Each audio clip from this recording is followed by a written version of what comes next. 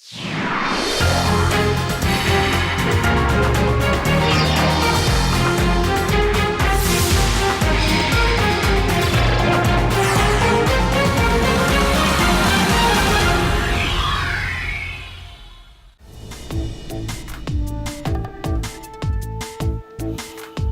you for joining us. This is Peninsula 24. The year 2017 has begun. A variety of political events are scheduled to take place this year. A presidential election will be held in Korea. France and Germany will have general elections, and China will face its leadership reshuffle. Along with the newly elected UN Secretary General and the establishment of the Trump administration in the U.S., Korea's diplomacy and security is now facing a critical juncture, especially when it comes to dealing with the North Korean nuclear issue. On today's Peninsula 24, we discuss the overall outlook for Korea's diplomacy and security in 2017. For today's discussion, we are joined by Lee Tai-hwan, Director of Center for China Studies at Sejong Institute. I'm very pleased to be here. Thank you. And Hwee-rhak, Dean of Graduate School of Politics and Leadership at Kookmin University. Thanks for having me. Thank you. And Kwang-jin, Research Fellow at the Institute for National Security Strategy. Thank you for having me here. Thank you. At the first edition of Peninsula 24 in 2017, we will discuss the outlook for diplomacy and security in the Korean Peninsula. First, please let me hear from all three of you. What are your outlooks for Korea's diplomacy and security in 2017? Do we have more expectations or more concerns? Challenges and opportunities are both sides of the coin. And also, we might have some crisis, but especially with respect to the Korean Peninsula, there might be some crisis if North Korea continuously provoke again and again by launching missiles or conducting another nuclear test. So there might be some crisis. But at the same time, we have also the third problem with China, the third deployment. But if North Korea keep provoking then we have no choice but to deploy the third, and then there's some kind of friction between the Korea and China on these issues. Also, we have some other issues involved in East Asia. For instance, the United States and China have very tense relations over the issue of South China Sea, the maritime territorial issues, whatever. And I think overall, I think we have to adapt ourselves as a little bit revised or newly created international environment in East Asia. That is our, I think, the prime challenge we have to face. Okay. Professor Park? I think that the serious challenge may stem from our internal instability. I think that we right now have some leadership uncertainty and a leadership problem. We don't know what kind of the president we will have for 2017 or 2018. And at the same time, there's some kind of division of the opinions among people on the national security issue.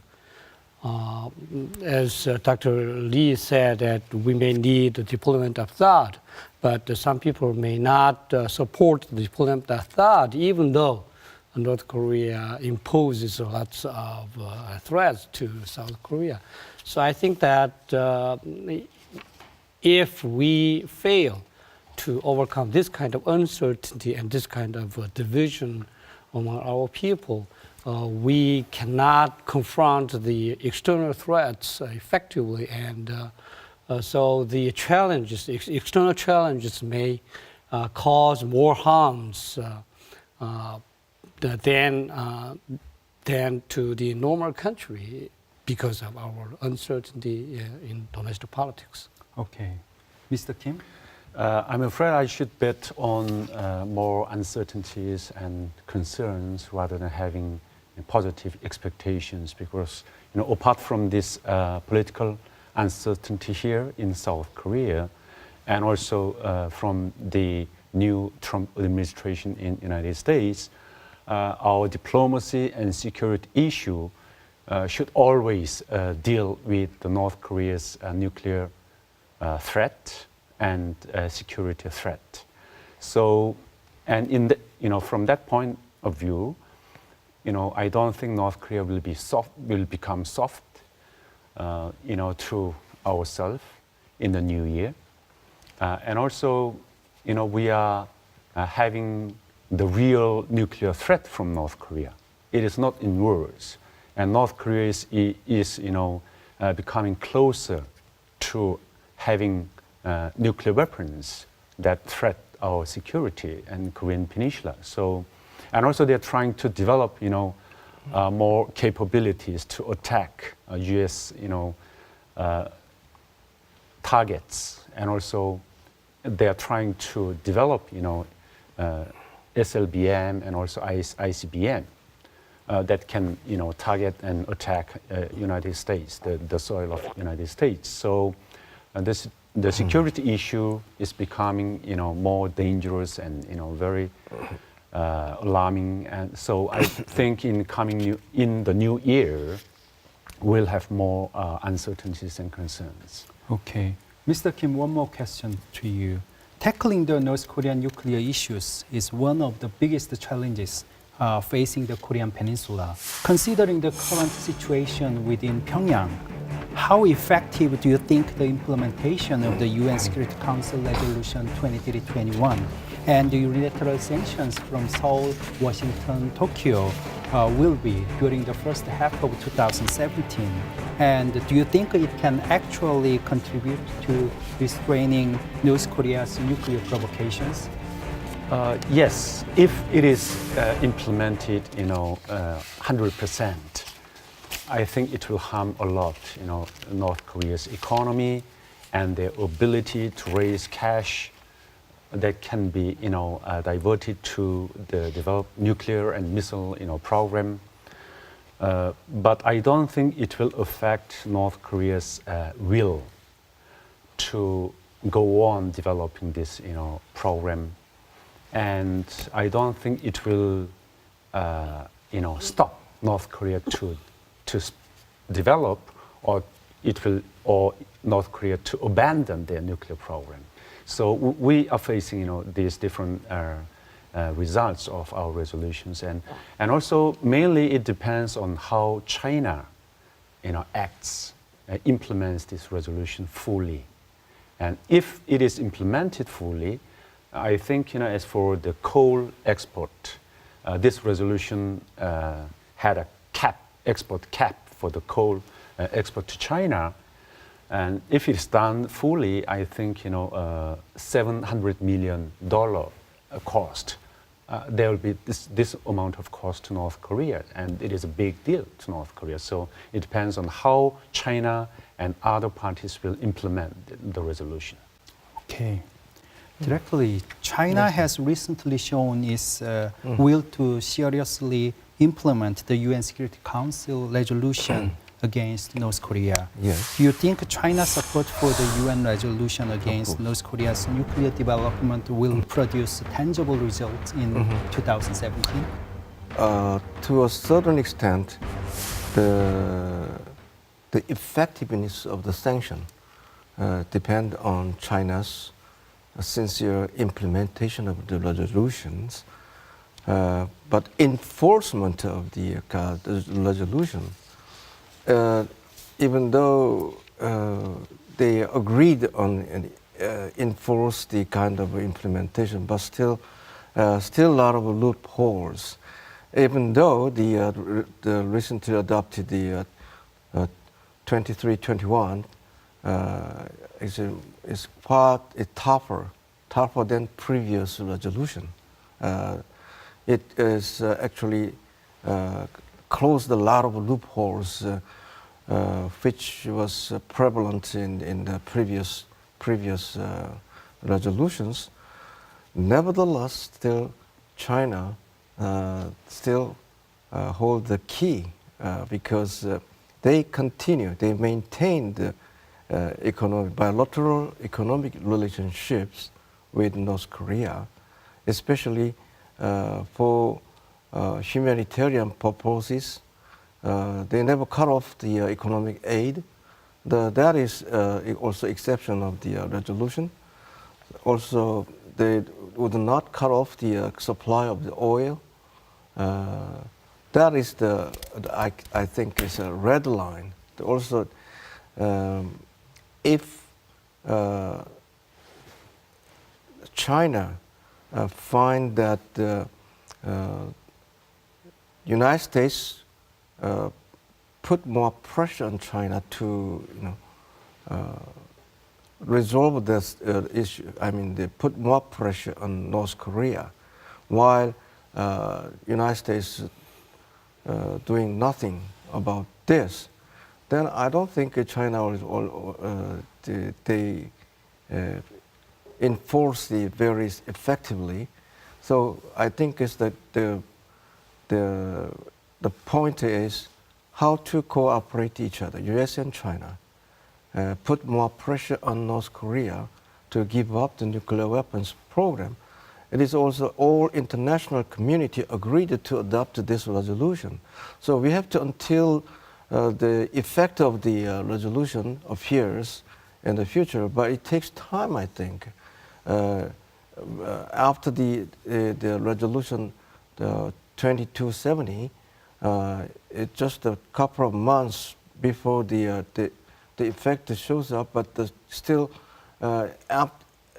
even after the resolution, North Korea conducted another nuclear test. So even after this 2321, North Korea could continue conducting nuclear tests, probably 6th nuclear test next year. In that case, we might think, oh, it's of no use. Sanction is not effective at all. But I don't think, even though it has some effect, but the resolution, I mean the resolve of the North Korea and their intention, will, is so strong to give up.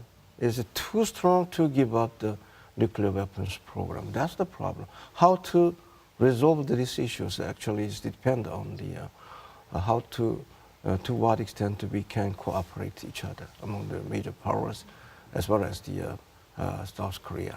Trump administration's policy toward North Korea would be another significant factor. What do you think would be the notable variables in Seoul-Washington relations? What would be the most important issue facing the bilateral relations in 2017? Yeah, I think that the most important variables for the United States to determine their kind of Korean Peninsula policy would be North Korea.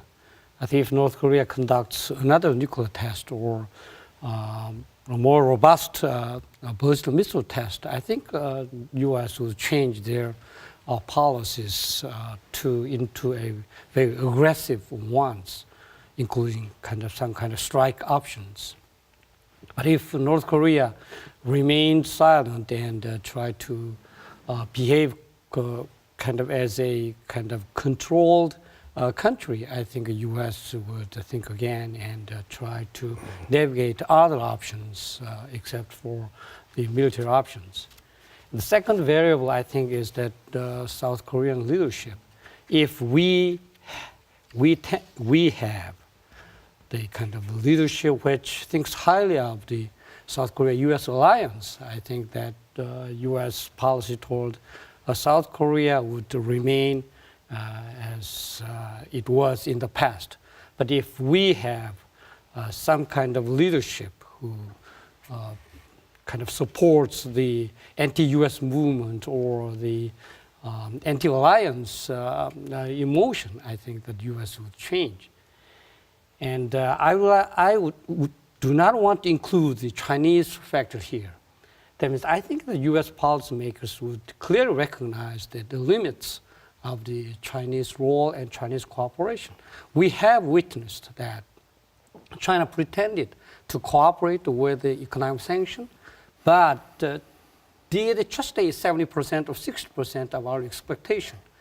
For U.S., Chinese participation in that economic sanction is good, but U.S. may clearly know that China may not 100% participate and cooperate with the UN sanction. So U.S., I think that would conduct its policy, establish its policy based on uncooperative China and try to consider more options solely based on its will and its capabilities. Okay. Mr. Kim, what kind of measures are necessary in order to make U.S. to put more emphasis on North Korea when it comes to its foreign policies? I think we need to reach an agreement that we are not given enough time or a lot of time to solve North Korea's nuclear issue. There are assessments. There are discussions that by the year 2020, North Korea's nuclear arsenal, nuclear warhead will reach to 100 warheads. That is the maximum, I think, calculation. And if they possess this amount of warheads, I don't think we can solve this issue, or I don't think we will have very good way or very what kind of we will face more challenges. We will face more difficulties if North Korea increase their nuclear arsenal. So we need to agree that we are not given enough time or a lot of time to solve this problem. And the other one is, if there are trouble between our military alliance between South Korea and United States, if there are trouble, then some countries, including South Korea, Japan, and Taiwan, they'll be lured to possess nuclear weapons. And if it happens, then it is the abolition of this NPT system in the world, and the world become more dangerous. And the United States will face the lion's share of this more dangerous world and security. So I think we need to persuade each other through cooperations that so that we can reach this kind of agreement, so that both countries and other related parties will give priority on North Korea's nuclear issue. Okay. China had a lot of remaining challenges in East Asia, including the South China Sea dispute and cross-strait relations, and THAAD deployment in the Korean Peninsula. What do you think would be the main focus of the China's foreign policy in the near future? Okay, before getting that issues, actually, I'd like to add some more points on the how to make U.S. put more priority on North Korea issues, actually. I think we need to persuade the United States without resolving North Korean nuclear issues. The U.S. policy toward Asia, whole policy or even economic policy, whatever it is, that security environment will be getting worse and worse on the Korean Peninsula, as well as in the Northeast Asia, which costs a lot of U.S. Even U.S. The cost of the U.S. military presence in Northeast Asia is going up, and also we have to explain why we need to more pay attention. First of all, pay attention to North Korean nuclear issue. There's not much time left before North Korea deploy the nuclear weapons, and after recognized as a nuclear power, they want to maybe negotiate with the United States forever. But that costs a lot to United States, as well as other Northeast Asian countries also. So it means U.S. policy, new U.S. policy, whatever it may be, without touching upon these issues, it could not be successful. Even though it's successful, it's half a success. So I think we need to persuade the United States first, and also at the same time, we need to persuade China. China put more priority on the issue of South China Sea and cross-strait relations issues, rather than North Korea nuclear issues. Generally speaking, that's true. So I think in dealing with the United States, also we need to tell the Chinese, you should resolve the North Korean nuclear issue first to deal with the United States properly. And why this is so, we have to explain very seriously, persuasively, to China, cross-strait relations, as you see when President-elect Trump already, he received the telephone call from Tsai Ing-wen, the Taiwanese president. Well, it provoked China very seriously. They were upset about this, and that's so sensitive issues, the Taiwan cross-strait issues. But I don't think China will accept that kind of gestures, attitude, which the United States actually intended to this Taiwan issue as a card to put more pressure on China to deal with the North Korean nuclear issues. I don't know whether this is true or not, but still Chinese is just as upset about this, and they do not take it seriously. This is just the beginning or the test of the will of China.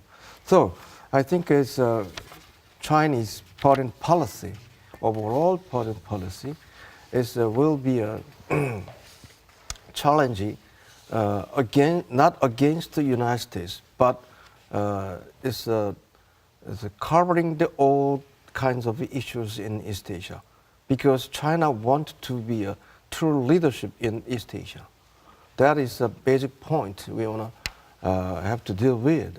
So to be a true leader in East Asia, you need to resolve those Korean nuclear issues first. You have to put more priority on those North Korean nuclear issues, even before that, before the South China Sea or the other Taiwan issues. Okay. Washington-Moscow relations are expected to face a significant change along with the establishment of the Trump administration. What kind of diplomatic strategy is needed for Korea amid the changing relations between the U.S. and Russia? I think that many people expect that Russia and U.S. relations would improve, considering the intimacy between two leaders, Mr. Trump and Mr. Putin. And if U.S. make a new kind of relationship with Russia, it is a kind of dramatic changes of international relations in the world. It means kind of beginning of the containment of China. That means if U.S. has good relationship with Russia, China would be isolated. And I think that this means some kind of uncertainty, unrest in the world and in Northeast Asia. I think that to navigate successfully in that uncertain sea of the international relations, I think we need to take the side. We are in alliance relationship with the United States. And the first step we need to take to face the uncertainty is to strengthen our alliance with the United States. because our country alone cannot deal with this uncertainty. And secondly, I think that Russia's kind of strong environment in the Northeastern issue, including North Korean nuclear issue, may not be bad to South Korea. As Dr. Lee said, we expected lots of positive roles of China, but we have been disappointed a lot. And I think that we can kind of change our kind of directions to Russia, as we demonstrated in our kind of end of the Joseon dynasty. Russia sometimes wanted to get some type of active role on this Korean peninsula. If Russia tried to increase its role in solving North Korean nuclear issues, I think Russia may find some kind of breakthrough, unlike China. So I think that this is uncertain, but the uncertainty may be bad sometimes, but sometimes may mean the opportunity.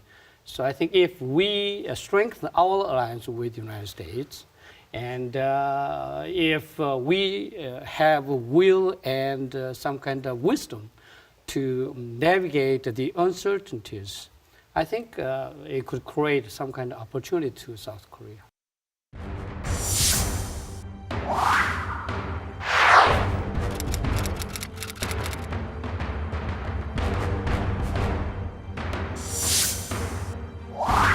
Many are saying that this year will mark a watershed in Northeast Asian diplomacy and security, and the Korean diplomacy will especially face significant challenges as it is surrounded by strongman leaders including Trump, Xi Jinping, Putin, and Abe.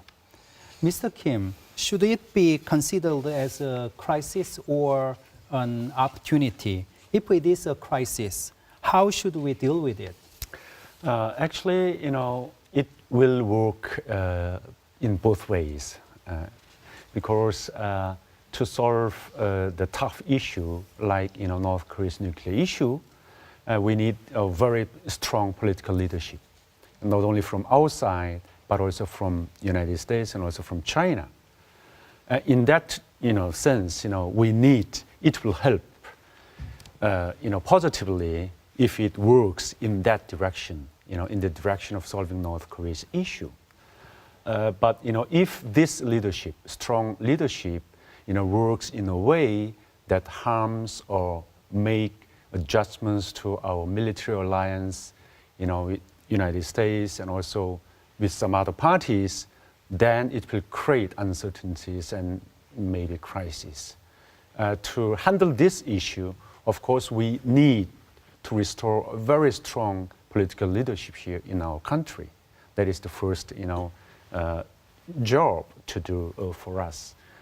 And of course, we need to, continue good relations with other parties, especially with the United States. We're having new administration there, and there are some uncertainties because, Trump will surely try some, different ways to solve North Korea's issue.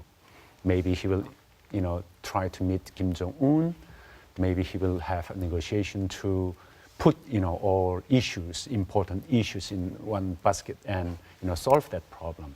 So there are some uncertainties, and to solve North Korea's nuclear issue and to maintain the security on the Korean Peninsula, the South Korea and U.S. alliance is the most important backbone of our strategy here. So we need to maintain that relations with the United States, and of course, without having China's cooperation, we cannot do anything. If China helps North Korea, continue to help North Korea, I don't think there will be a solution to that nuclear issue there. So we need to develop skills and to maintain and to lead in some way to in our diplomacy and in the security issue to direct our, in a direction to our goal. Okay. Professor Park, Trump has picked Rex Tillerson, a successful businessman, as U.S. Secretary of State. And some people are saying that it has shown Trump's will to make use of business skills when dealing with the diplomatic issues. How should we deal with the new foreign policy direction of Trump, who tends to view foreign policy as a businessman?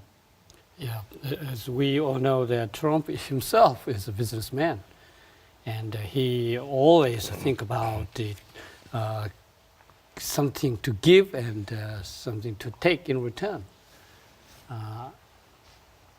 There's a, I don't know his first name, but Altfeld, who said that the essence of the alliance between a large country and a small country is autonomy, security trade-off.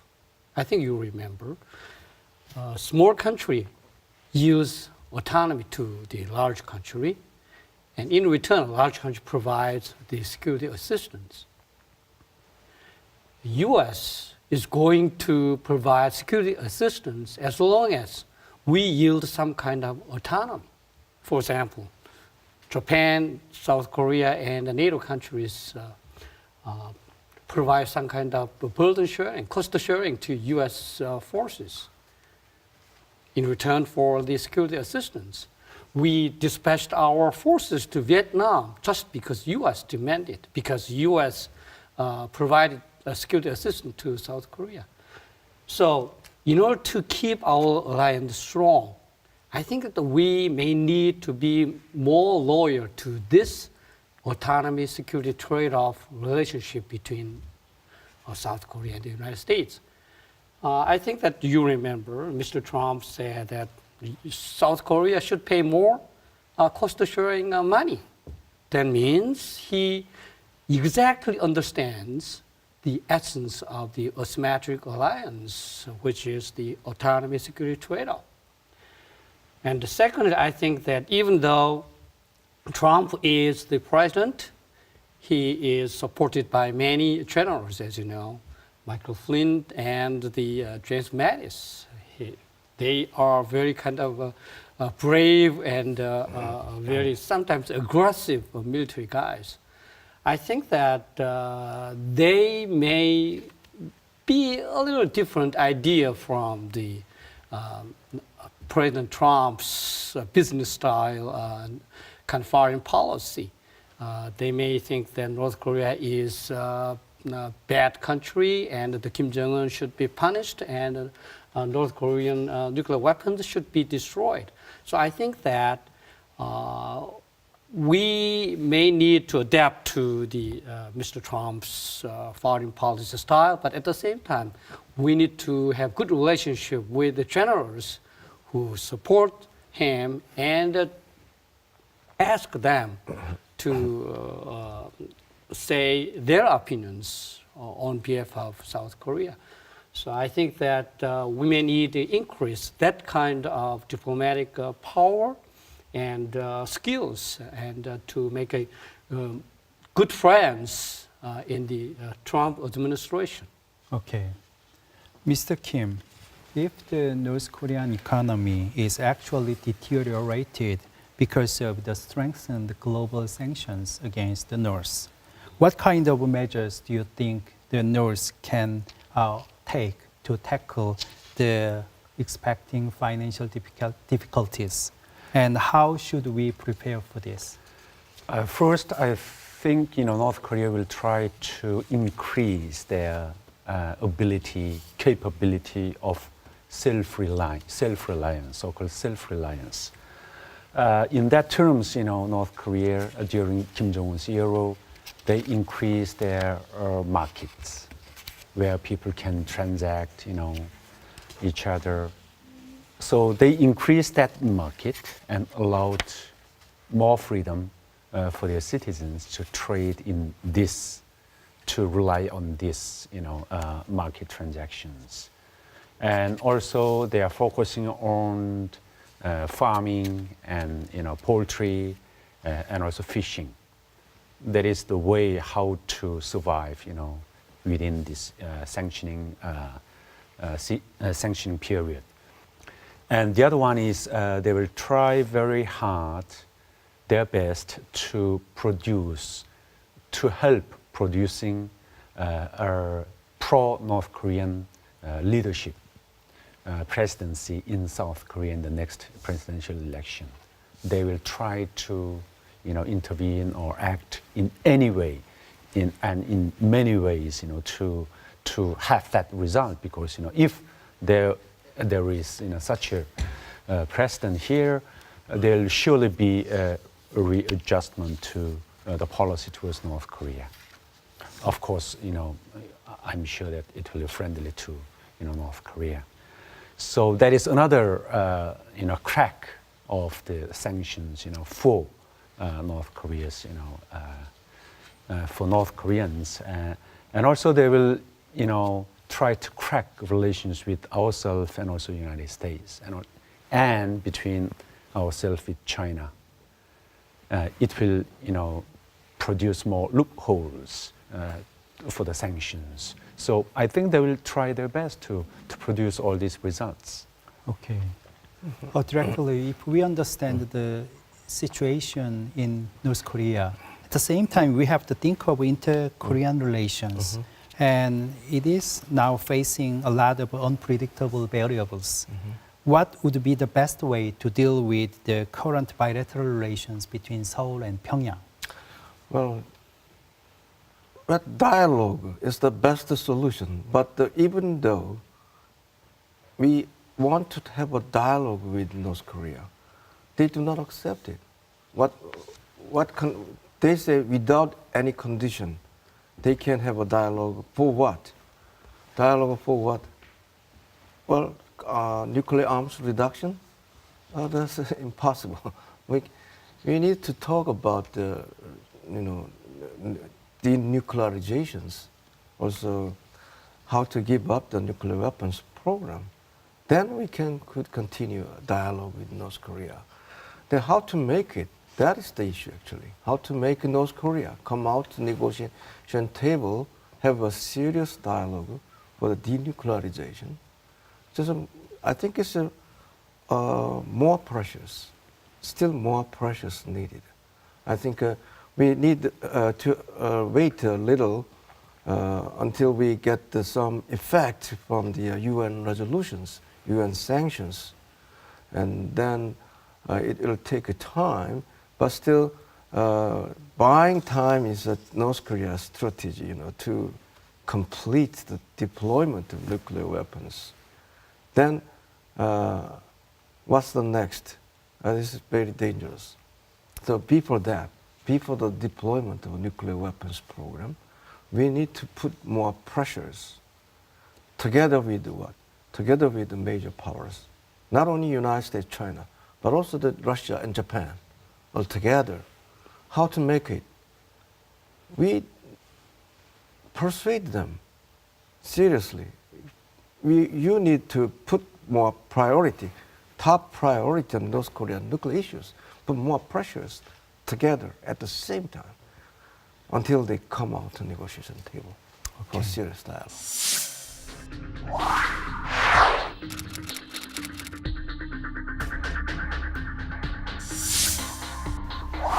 Presidential and general election will take place in Korea as well as some major countries in Europe, including France and Germany. What kind of choices do you think the European people will take, considering the Brexit and the Trump's victory?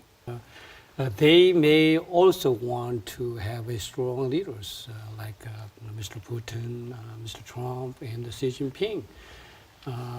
We don't know what kind of selections they have, but I think that the voices of the kind of rightist people may increase in Europe.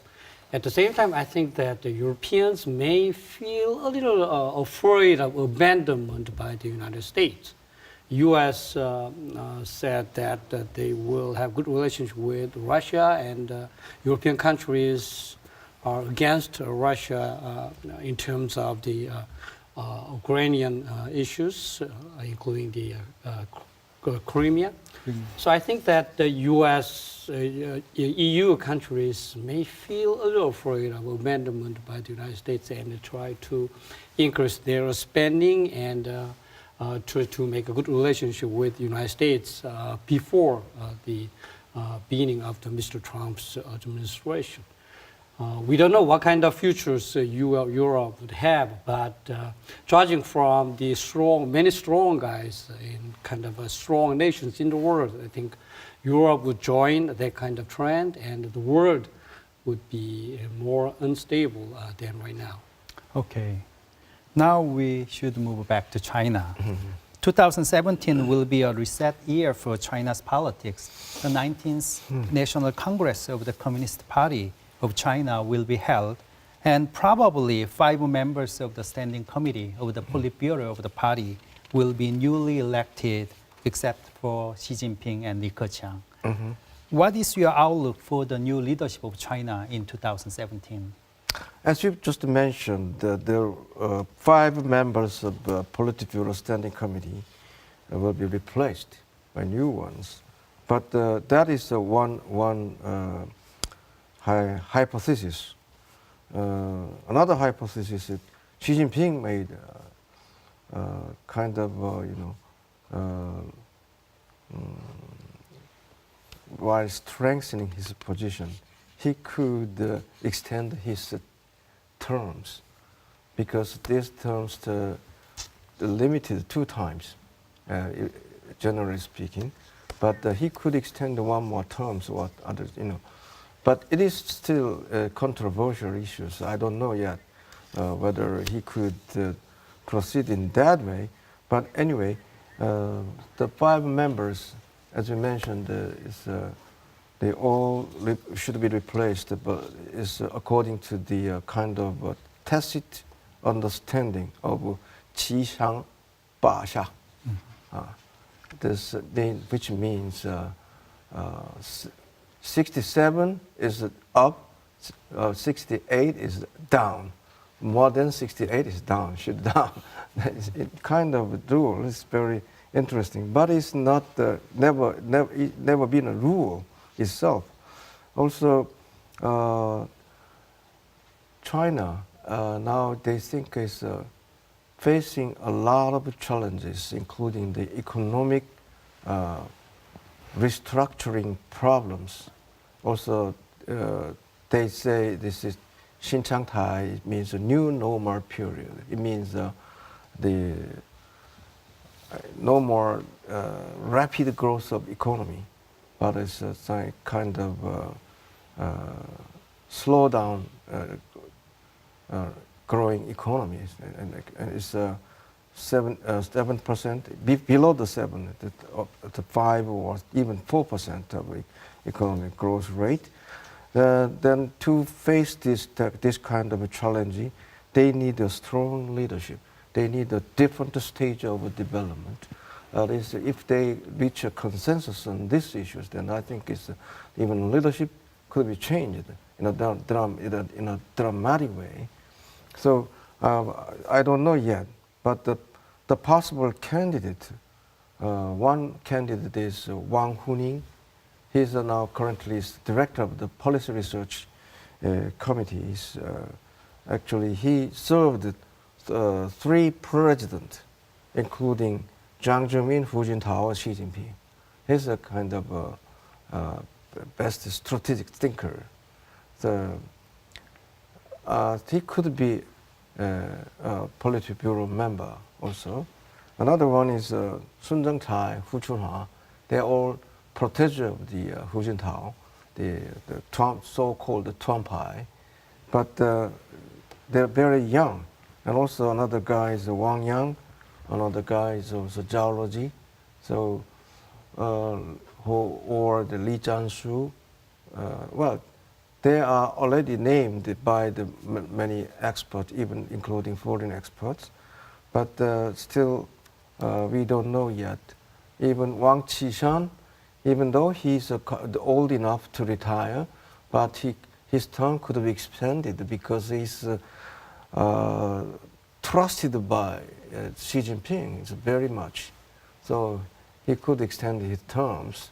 But we don't know yet, so we have to watch. And also, it is a very tough year for even the Chinese political leaderships. Right. Okay. Mr. Kim, we should also focus on the future moves of North Korea in 2017. Major diplomacy and security institutes in Korea have mentioned that there will be high possibility of North Korea's military provocation in 2017. What do you think is the reason for that? And how do you see the possibility actually of the North Korea to carry out any provocative action targeting the presidential election in Korea in 2017?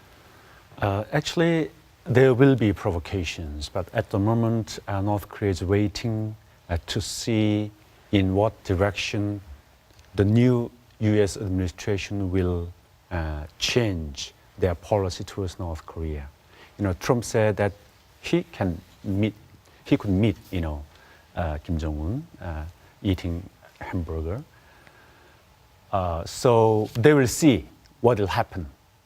They will wait until United States new administration decides their direction towards North Korea. And then another issue very important for North Korea is who will become the next president in South Korea. So it will, bring change a lot to themselves. So they'll be careful, in coming few months. But if things are clear, if they confirm things, I think they will again carry out their own nuclear schedule. They will never, abandon producing this ICBM, SLBM, perfect ICBM and SLBM, capability.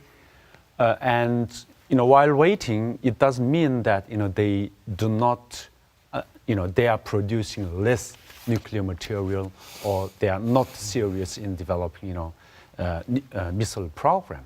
So they are doing everything, what they want now. Simply, they do not show it up to the world and do not carry out, military provocations to ourselves. So I think surely in 2017 they will provocate in any way. Okay. Year 2017, the Korean Peninsula seems to surrounded by a lot of different diplomatic and security issues than ever before. Lastly, please give us your final thoughts on ideal diplomatic strategies that are needed for the Korean government in order to better dealing with the fluctuating the global dynamics. Mr. Kim? The most important thing is to maintain consistency in our policy toward North Korea. We cannot change our direction, and we cannot soften our punishment and sanctions on North Korea's nuclear provocations. The world will become more dangerous, and ourselves, our country, will be threatened. We will put in more, unsafe and dangerous, situation. So we cannot tolerate any, we cannot tolerate it, in any way, in terms of North Korea's nuclear threat. So whatever happened, to the presidential election, for our next election, we cannot change our policy towards North Korea. That is the most important thing for me and for us. Okay. Professor Park? Yeah, as I emphasized, I think strong alliance with the United States is the most important thing. Unfortunately, we do not have effective means to protect our people from North Korean nuclear threat. So U.S. may be our only kind of resort to protect our people. And secondly, I think the internal kind of stability is very important. I think that we need to have some kind of very responsible and some national security-oriented leaders for our next president. And I think that our people should ready to follow his lead, especially on national security issues, even though there are many people who may not agree with the future leader. And thirdly, I think that we may need to think about the illusions of the China. We may expect too much on China. Always we say that we need to cooperation from China if we want to solve the North Korean nuclear issues. But China did not respond to our expectation. And I think that we need to kind of recognize the limitation of Chinese role, and we need to make some kind of feasible and realistic strategy how to deal with North Korea.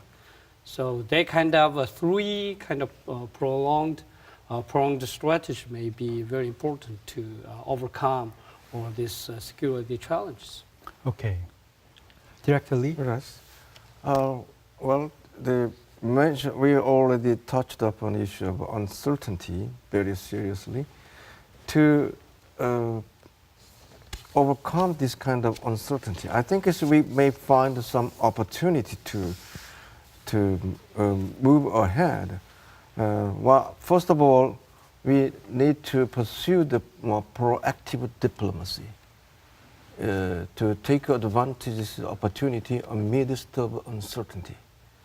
What I'm saying is we need to keep consistency of our policy toward North Korea, of course, but still we need to pursue or expand our diplomatic lines, also very seriously persuade the United States and China as well as the other countries, and to how to make the UN sanction more effective, and how to make North Korea give up the nuclear weapons, how to maintain the stability on the Korean Peninsula. Secondly, what kind of a strategy we have to have is I think we need a trilateral dialogue among US, China, and Korea, which is already attempted by the current administration, but it's not so effective. It's not, to some extent, I don't know what kind of mechanism is actually developed, but still we need to institutionalize this kind of a dialogue mechanism. Without this, we cannot, keep the kind of a momentum to cooperate in dealing with the North Korean nuclear issues, as well as the stability on the Korean Peninsula. And then finally, I have to pursue the policy which is open to anybody, including North Korea. So I think we need to also convey our message to North Korean people. We have to, cooperate each other without, hating each other, something like that. It means the North Korean regime should reconsider our seriousness, and without the giving up nuclear weapons program, no future for North Korea. Okay. Thank you so much for taking your time and sharing your opinions today. Thank you for watching and have a Happy New Year.